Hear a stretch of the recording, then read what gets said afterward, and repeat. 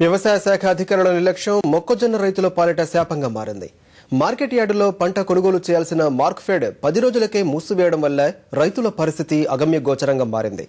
ఇదే అదనుగా దళారులు రంగప్రవేశం చేసి ధర తగ్గించేందుకు సిద్ధమవుతున్నారు. నిజామాబాద్ జిల్లా వ్యాప్తంగా మొక్కజొన్నల కొనుగోలు కోసం మార్క్ఫెడ్ 30 కేంద్రాలను ఏర్పాటు చేసింది. డిసెంబర్ 10వ తేదీ నుంచి 20వ తేదీ వరకు కేంద్రాలను నడిపి ఆ తర్వాత ఎత్తివేసింది. రైతుల నుంచి 2000 క్వింటాలు మాత్రమే కొనుగోలు చేసింది. పలు గ్రామాలు, తండాల్లో 1,20,000 క్వింటాలు మొక్కజొన్నలు రైతుల వద్ద నిల్వ ఉన్నాయి.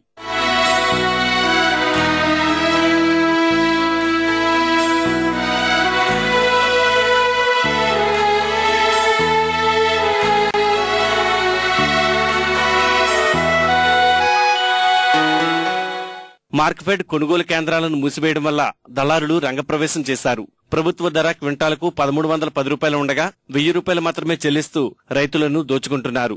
గత్యంతరం లేని పరిస్థితుల్లో కొందరు అమ్ముతుండగా మరికొందరు మాత్రం సర్కారు మరో అవకాశం కల్పిస్తుందన్న ఆశతో ఎదురు చూస్తున్నారు. ఇప్పుడు ధరలకు అమ్మాలంటే 1000 నుంచి 11,150 దాకా అంటూ అడుగుతుండ్రు.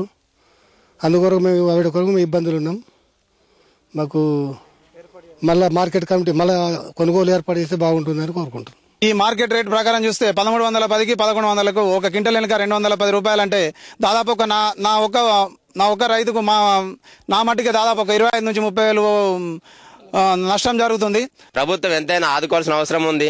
మధ్య దళారులు వారి దగ్గరికి వెళ్తే 1100, 1050 కూడా ఈ పరిస్థితులలో ఉన్నటువంటి రోజుల్లో మరి ఒక్కొక్క రైతు 260 రూపాయలు 10 రూపాయల క్వింటాల్ వెనుక నష్టపోతుండు. ఈ లెక్క ప్రకారం చూస్తే సుమారు 2 కోట్ల నష్టం ఏర్పడుతుంది. దయచేసి అధికారులకు మరియు రాజకీయ నాయకులకు తెలియజేయనిది ఏమనగా మా మానల గ్రామం నిజంగా మారుమ గ్రామం కాబట్టి అందరి ప్రేమ మా మీద ఉంటుందని మేము ఆశిస్తున్నాము. మా రైతులకు కొన్ని లక్షల కోట్ల రూపాయల నష్టం వచ్చే అవకాశం ఉంది కాబట్టి దయచేసి ఈ కొనుగోలు కేంద్రంను 10 నుంచి 15 రోజులు పెంచి ఇటువంటి 70% రైతులకు న్యాయం చేసి మమ్మల్ని ఆదుకోవాల్సిందిగా ప్రార్థిస్తున్నాం సార్.